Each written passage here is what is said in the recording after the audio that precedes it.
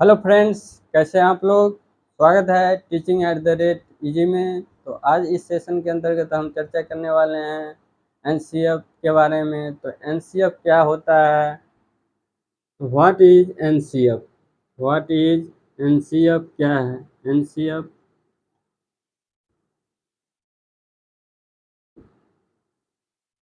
NCF होता क्या है, एनसीएफ क्या है। तो एनसीएफ क्या है, एक प्रोग्राम है, एक योजना है, एक स्कीम है, एक प्रोजेक्ट है जिसके माध्यम से बच्चों को शिक्षा जो है कैसे बेहतर बनाया जाए, कैसे अच्छा किया जा सकता है, उसके बारे में क्या करती है एनसीएफ, चर्चा करती है, गाइडलाइंस देती है। क्या देती है, गाइडलाइंस देती है। किसको, बच्चों को। इसके बाद रिकमेंडेशन करता है, सिफारिशें करती है।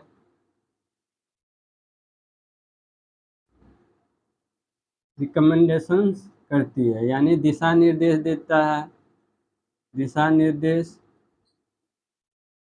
उसके बाद सिफारिशें करती है यानी एनसीएफ क्या कहती है, एनसीएफ कहती है कि बच्चों को जो है कैसे दिशा निर्देश दिया जाए, कैसे सिफारिशें किया जाए कि बच्चों का जो है शिक्षा कैसे बेहतर हो सके, कैसे उसको उपयोग में लाया जा सकता है, अच्छे से अच्छे उपयोग कर सकते हैं। उसके बाद जो एनसीएफ 2005 है वो किसके द्वारा तैयार किया जाता है, तो प्रिपरेशन बाय क्या किया जाता है, एनसीएफ को एनसीईआरटी के द्वारा क्या किया जाता है, प्रिपरेशन किया जाता है। एनसीईआरटी के द्वारा प्रिपरेशन किया जाता है, एनसीईआरटी के द्वारा। कभी कभी एग्जाम में ये भी पूछ लिया जाता है कि एनसीईआरटी का फुल फॉर्म क्या होता है। तो एनसीईआरटी का फुल फॉर्म है national council of education, of education research and training, इसका फुल फॉर्म हो गया। क्या हो गया, उसका फुल फॉर्म हो गया। अब एनसीईआरटी क्या है, कितने के माइंड में ये होगा कि एनसीईआरटी क्या है। तो एनसीईआरटी एक क्या है, संस्था है जो पूरे ऑल ओवर इंडिया में क्या करते हैं, यानी शिक्षा के बारे में, ट्रेनिंग और रिसर्च के बारे में क्या करती, बात करती है। जितने भी बोर्ड है, यूपी बोर्ड है, एमपी बोर्ड है, या भोपाल बोर्ड है, या बिहार बोर्ड है, जितने भी सारी बोर्ड है ऑल इंडिया में स्टेट लेवल पर, उस सब बोर्ड के माध्यम से यानी क्या करता है कि शिक्षा के बारे में वो ट्रेनिंग और रिसर्च दोनों के बारे में क्या करता है, बात करती है ऑल ओवर बोर्ड से। और उसके अंतर्गत एक सीबीएसई भी है, सीएसई बोर्ड भी है। तो सीबीएसई भी एक क्या है, बोर्ड ऑफ एजुकेशन है। ये एक संस्था है जो ऑल ओवर इंडिया में ये भी अपना संस्था चलाती है। उसके बाद जो एनसीएफ 2005 है वो जो है उसको लीड करने वाले कौन थे, तो जो इसको लीड करने वाले थे, उस प्रोग्राम को जो लाने वाले थे वो कौन थे, प्रोफेसर यशपाल थे। कौन थे, प्रोफेसर यशपाल के द्वारा एनसीएफ को लाया गया था। किसको लाया गया था, एनसीएफ को लाया गया था, यशपाल के द्वारा क्या किया गया था, लाया गया था। कौन, एनसीएफ को। और उससे पहले प्रोफेसर यशपाल का एक रिपोर्ट आई थी 1992-93। यशपाल का एक रिपोर्ट आई थी 1992-93 में। क्या आया था रिपोर्ट, यानी लर्निंग विदाउट बर्डन, यानी लर्निंग विदाउट क्या था, बर्डन, लर्निंग विदाउट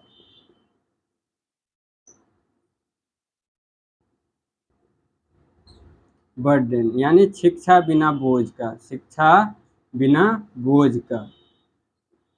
उसका क्या आया था, एक रिपोर्ट आया था। किसका, प्रोफेसर यशपाल का एक 1992 में, 92-93 में लर्निंग विदाउट बर्डन का एक रिपोर्ट आया था। उसके अंतर्गत यानी ये बात बोला गया था और कहा गया था शिक्षा के बारे में। और कहीं न कहीं प्रोफेसर यशपाल जो है वो उसका जो लर्निंग विदाउट बर्डन जो 1992-93 में जो रिपोर्ट पेश की थी उससे प्रभावित होकर, और उसके बाद 1986 में जो 86 और 92 के अंतर्गत जो शिक्षा नीति आई थी, उस शिक्षा नीति से उसको बेस मान करके यानी उसको आधार मान करके क्या किया गया है, उसको क्या किया, एनसीएफ को बनाया गया है, उसको तैयार किया गया है 1986 से 92 के बीच। और 1992-93 में जो लाया गया था, यानी लर्निंग विदाउट बर्डन, कि बच्चे के ऊपर कोई भी बोझ नहीं हो, अपना वर्चस्व नहीं था थोपे, या जो बच्चे का बैग है भारी भरकम हैवी बैग रहता है, उससे कैसे छुटकारा पाया जाए, उसको कैसे इम्प्रूवमेंट किया जाए, कैसे बच्चे को शिक्षा को बेहतर किया जाए। तो 1986 के जो शिक्षा नीति है और 1992-93 का जो रिपोर्ट है, वो दोनों को आधार मान करके एनसीएफ को क्या किया गया था, लाया गया था। किसके द्वारा, यशपाल कमेटी के द्वारा। और ये जो यशपाल कमेटी के द्वारा बनाया गया है, जो एनसीएफ लाया गया था, एनसीएफ किसके ऊपर बेस्ड था, एनसीएफ जो बेस्ड था, बेस्ड ऑन किस पे, कंस्ट्रक्टिविज्म के ऊपर बेस्ड था, बेस्ड ऑन कंस्ट्रक्टिविज्म, कंस्ट्रक्टिविज्म। यानी जो 2005 का एनसीएफ जो था, वो किस पे, रचनावाद पे क्या था, आधारित था, रचनावाद पे क्या था, आधारित था क्या, यानी एनसीएफ 2005 का। उससे पहले 1975, उसके बाद 1988, उसके बाद 2000 में ये एनसीएफ आ चुकी है। तो ये 1975, 1988 और 2000 ईस्वी में जो आई है, वो बिहेवियरिज्म पे क्या है, आधारित है, क्या है, बिहेवियरिज्म पे आधारित है, यानी व्यवहारवाद पे क्या है, आधारित है, क्या है, व्यवहारवाद पे आधारित है।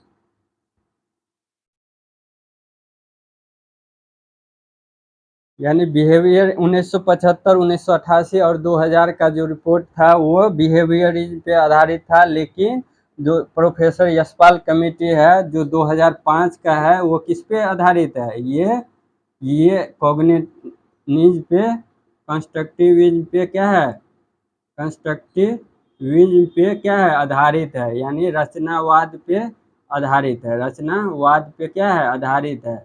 कौन, 2005 का जो एनसीएफ है, वो रचनावाद पे आधारित है। उससे क्वेश्चन भी आ सकता है, आया भी है सीटेट के अंदर, कि 2005 का जो एनसीएफ है किस पे बेस्ड है, यानी रचनावाद पे बेस्ड है। यह किस पर जोर देती है, ये बच्चों के इम्प्रूवमेंट पर जोर देता है, कि बच्चे का क्या होना चाहिए, शिक्षा जो होना चाहिए कैसा होना चाहिए, अच्छा होना चाहिए।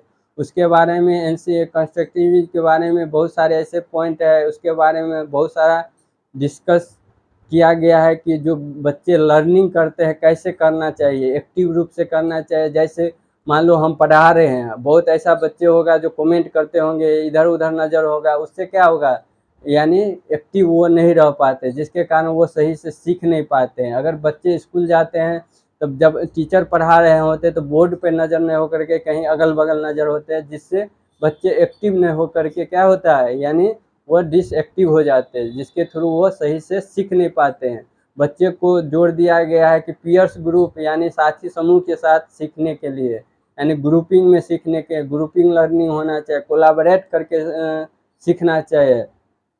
इस सब पे क्या किया गया है, जोड़ दिया गया है। उसके बाद जो है दोस्तों, यानी उसमें जो है, जो टीचर पढ़ाते हैं स्कूल में बच्चों के लिए, तो टीचर का काम क्या होना चाहिए, रोल ऑफ टीचर का वर्क क्या होना चाहिए, रोल ऑफ टीचर का क्या काम होना चाहिए, रोल ऑफ टीचर का काम होना चाहिए, फैसिलिटेटर का काम होना चाहिए, फैसिलिटेटर का काम होना चाहिए। फैसिलिटेटर का मतलब क्या हुआ, कि सुविधा दाता के रूप में होना चाहिए। ये नहीं कि बच्चे अगर कोई क्वेश्चन पूछते हैं तो उसको, यानी मान लो कि मार के पीट करके यानी बैठा देंगे या चुप करा देंगे, नहीं। अगर क्वेश्चन अगर पूछते हैं तो उसको और क्या करना चाहिए, प्रिपेयर करना चाहिए, और पूछो, और उसको इजी वे में कोई भी चीज़ को यानी सॉल्व करना सिखाइए। एक्टिविटी करके कोई भी काम को क्या करना चाहिए, सिखाना चाहिए। यानी फैसिलिटेटर का मतलब सुविधा दाता का काम हुआ, क्या हुआ, सुविधा दाता का काम। ये भी क्वेश्चन सीटेट में बहुत बार पूछी गई है, कि रोल ऑफ टीचर का काम क्या होगा, फैसिलिटेटर का काम करेगा। और कंस्ट्रक्टिव एनसीएफ जो है, कंस्ट्रक्टिविज्म पे क्या है, बेस्ड है, आधारित है। और ये जो एनसीएफ बिगिंस है वो किस पे, ये उसका जो प्रोग्राम है ये क्या है, टैगोर के एसे से रिलेटेड है। टैगोर का एसे जो है सिविलाइजेशंस एंड प्रोग्रेस, एक ऐसे है जो टाइगर का, जो सिविलाइजेशंस एंड प्रोग्राम के तहत, प्रोग्रेस के तहत यानी इस बात को क्या किया गया, रखा गया था। उसके बाद एनसीएफ जो है जब लागू किया गया तो उससे क्या हुआ था, बहुत सारे स्टेट को क्या किया गया था, प्रवाहित हुआ था। जब भी करिकुलम में मान लो कि अगर परिवर्तन किया जा रहा है या किया जाता है तो बहुत सारे स्टेट को क्या होगा, यानी इफेक्ट पड़ेगा, उसके ऊपर प्रवाहित पड़ेगा। तो उसके लिए यानी कितने भाषा, यानी 22 भाषा में उसको क्या किया गया था, संचरण किया गया था। एनसीएफ जो 2005 है, यानी टोटल कितना, टोटल 22 लैंग्वेज, टोटल 22 लैंग्वेज में क्या किया गया, मान्यता दिया गया है। टोटल यानी 22 लैंग्वेज में उसको क्या किया गया, एनसीएफ को नामांकन किया गया, उसको प्रस्तावित किया गया, 22 भाषा में उसको संस्कृत किया गया। उसके लिए क्या किया गया है, यानी एनसीईआरटी के द्वारा यानी क्या किया गया, बोर्ड का कमिटी किया गया, जो एससीईआरटी जो बोर्ड होता है, यानी क्या, state council education research and training जो होता है। इसके बाद डाइट का यानी क्या किया गया था, यानी गठन किया जाता है, जो हर यानी बोर्ड का क्या होना चाहिए, एक कमिटी होना चाहिए। उसके लिए गवर्नमेंट ने, एनसीईआरटी ने यानी उसको प्रिपेयर करने के लिए, एनसीएफ को अच्छा बनाने के लिए 10 लाख का रुपये अनुदान सहायता राशि दिया गया था। इसी के बारे में एनसीईआरटी बोलती है। उसके बाद आगे चलते हैं। इसके बाद दोस्तों बात करेंगे कि एनसीएफ 2005 जो है उसके अंतर्गत क्या गाइडलाइन जारी किया, क्या रिकमेंडेशन किया गया था बच्चों के भविष्य के प्रति, बच्चों को जो शिक्षा है उसकी शिक्षा को क्या कैसे अच्छा बनाया जाए, क्या सुनहरा बनाया जाए, उसके बारे में बताएंगे। एनसीएफ 2005 जो है, 2005 गाइडलाइंस, उसके बाद रिकमेंडेशंस,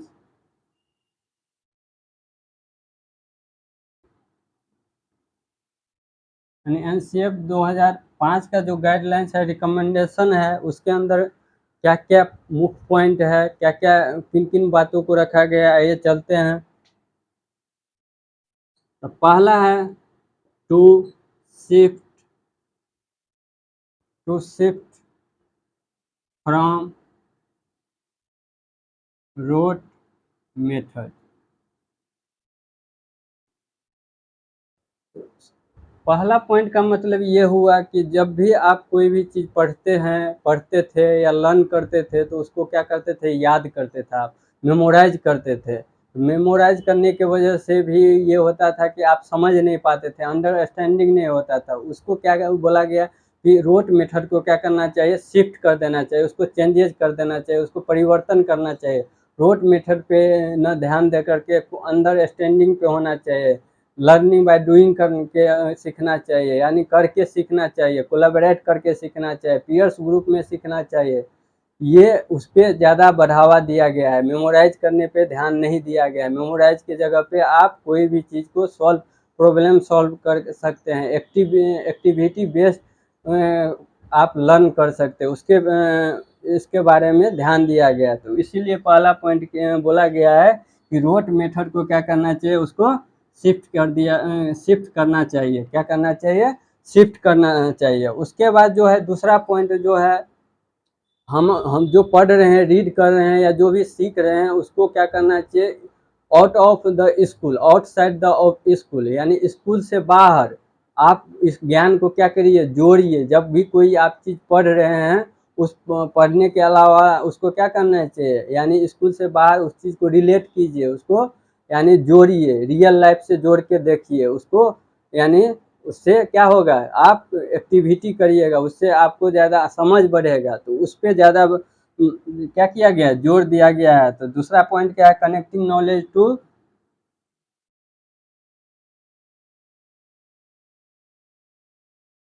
कनेक्टिंग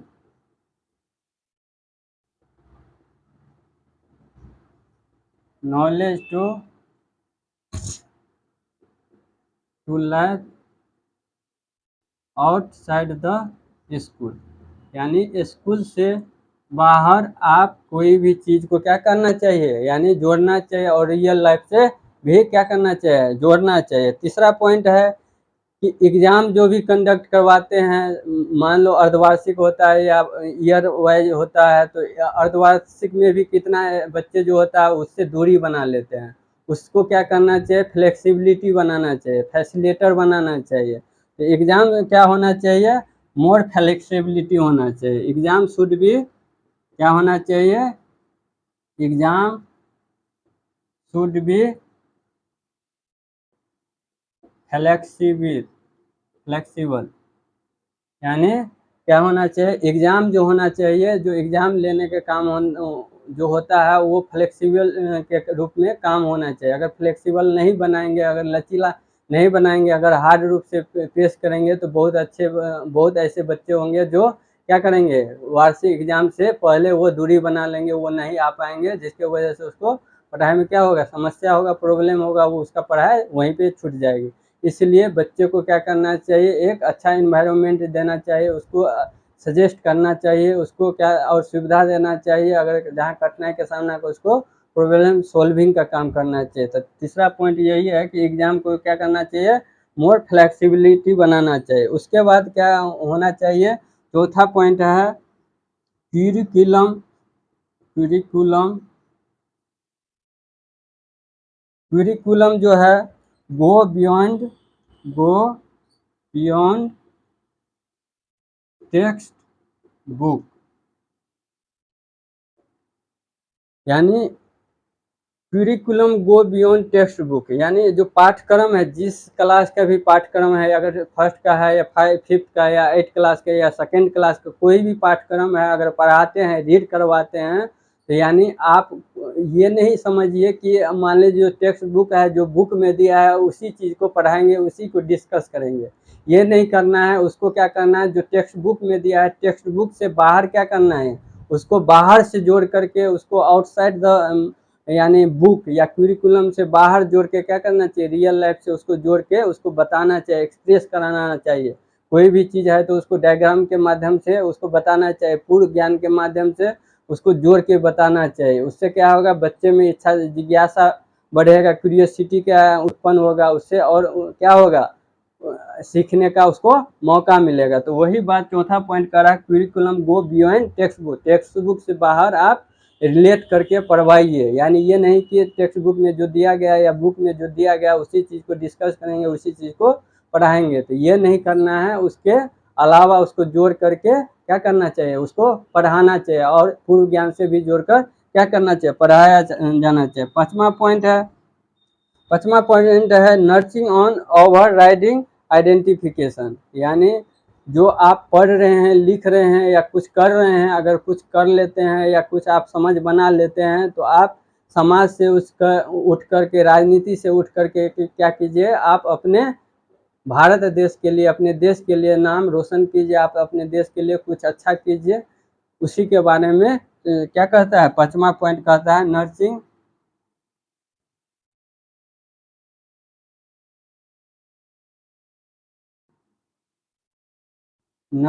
एंड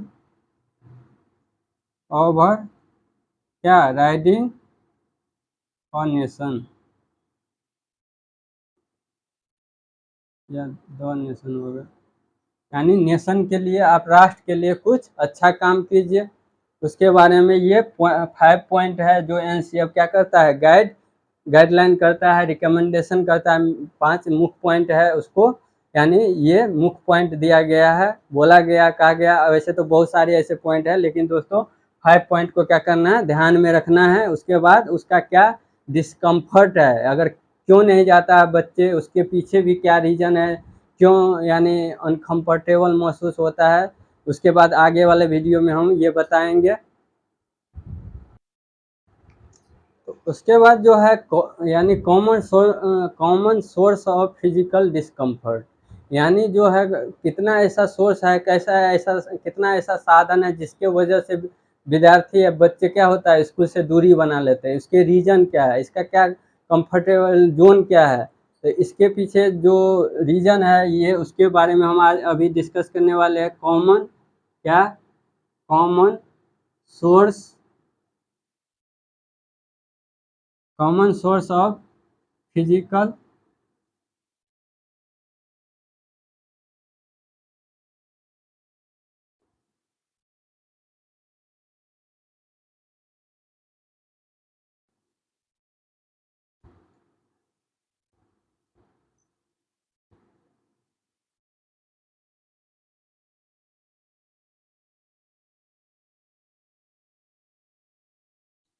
यानी जो कॉमन सोर्स है, कौन कौन ऐसा पॉइंट है जिसके वजह से बच्चों क्या होता है दूरी बना लेता है उसके यानी स्कूल से दूरी बना लेते हैं, इसके पीछे रीजन क्या है, क्या किन किन बातों को ध्यान में रखना है। तो पहला पॉइंट है कि लॉन्ग वॉक टू स्कूल। पहला पॉइंट है क्या है, long walk walk to school. पहला पॉइंट यही है। इसका मतलब है कि ज़्यादा दूरी तय करने पे स्कूल दूरी तय करता है, ज़्यादा दूरी तय करने की वजह से भी बच्चे क्या होता है अनकंफर्टेबल महसूस होता है। बहुत ऐसे जो विलेज है, गांव है, कस्बा है, जो जिसके गांव में क्या होता है कि बहुत सारे गांवों में स्कूल की प्रावधान नहीं है, तो जिसके वजह से उसको क्या 2 किलोमीटर 3 किलोमीटर या 5 किलोमीटर भी उसको चलना पड़ता है, जिसके वजह से वो क्या होता है डिसकम्फर्टेबल महसूस होता है। तो इसलिए हर गांव में कम से कम एक स्कूल की व्यवस्था होना चाहिए, जिससे मिनिमम डिस्टेंस होना चाहिए, 1 किलोमीटर के दायरे में हर स्कूल की व्यवस्था होना चाहिए, जिससे एक कंफर्टेबल जोन में आ सके, जिससे अच्छा बच्चे पढ़ने जा सके। ये पहला रीज़न है कि लॉन्ग डिस्टेंस के वजह से स्कूल लॉन्ग डिस्टेंस के वजह से होने की वजह से वो स्कूल बच्चे नहीं जा पाते हैं। तो पहला वो रीज़न है। दूसरा है रीज़न हैवी स्कूल टू, यानी हैवी जो है बैग है, लोडेड जो बैग रहता है वो क्या होता है बुक से भरी हुई बैग रहता है, उसके वजह से भी बच्चे नहीं जा पाते हैं। तो दूसरा पॉइंट है हैवी स्कूल बैग्स।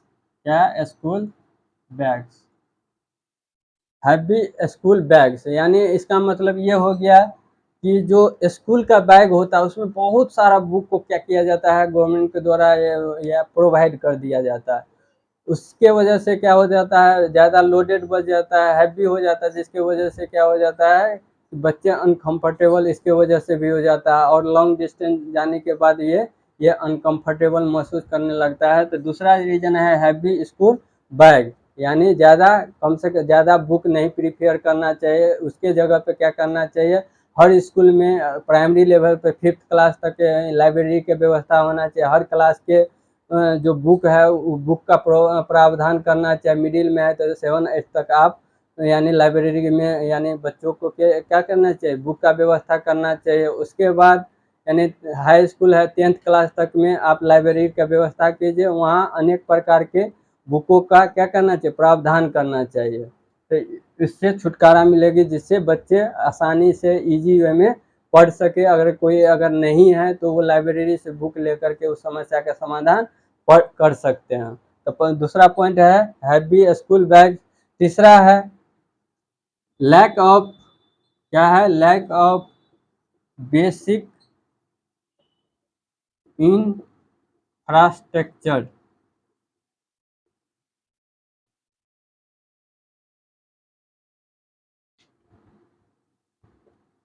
जैसे table, bench, desk, fan, proper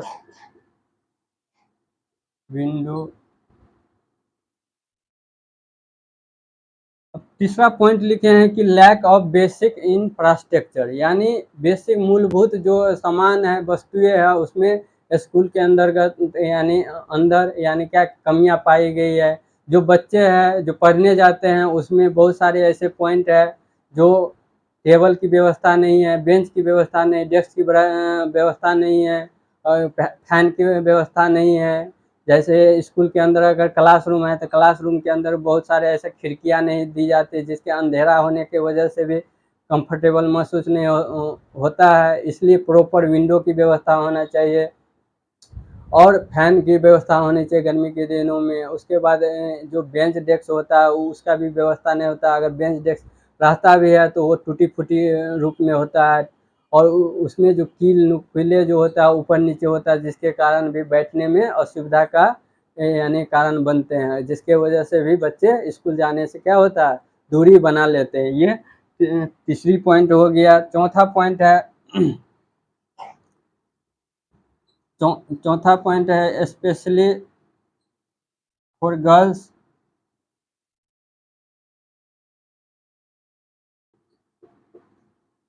the absence of toilet and sanitary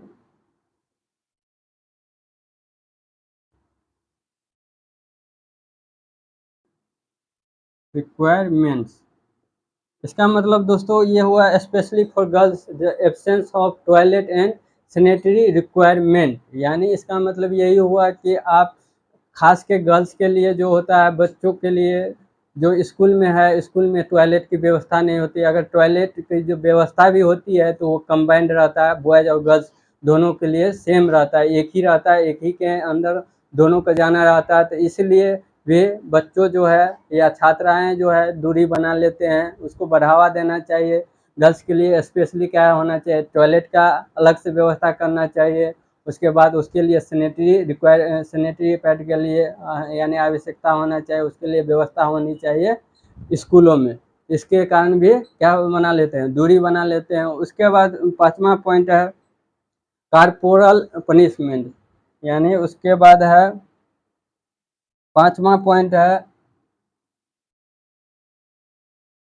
corporal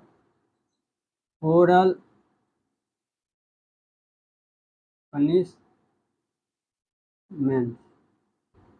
अब कारपोरल पनिशमेंट का मतलब क्या हुआ, कारपोरल पनिशमेंट का मतलब यही हुआ कि मान लीजिए आप बच्चे को अगर स्कूल में होमवर्क देते हैं, अगर होमवर्क आप देते हैं या आप जो भी लर्न कराते हैं, जो भी टीचिंग करवाते हैं, जो भी पढ़ाते हैं, उसके मान लीजिए आप एक्सरसाइज देते हैं, प्रॉब्लम देते हैं या सॉल्व करने के लिए देते हैं या होमवर्क देते हैं। अगर बच्चे स्कूल या घर पर से आ करके फिर अगेन अगले दिन आते हैं, अगर क्वेश्चन नहीं सॉल्व करके लाते हैं या होमवर्क बना के नहीं लाते हैं, तो आप उसके बदले में क्या करते हैं, बीटिंग करते हैं, यानी पिटाई करते हैं। क्या करते हैं, बीटिंग करते हैं।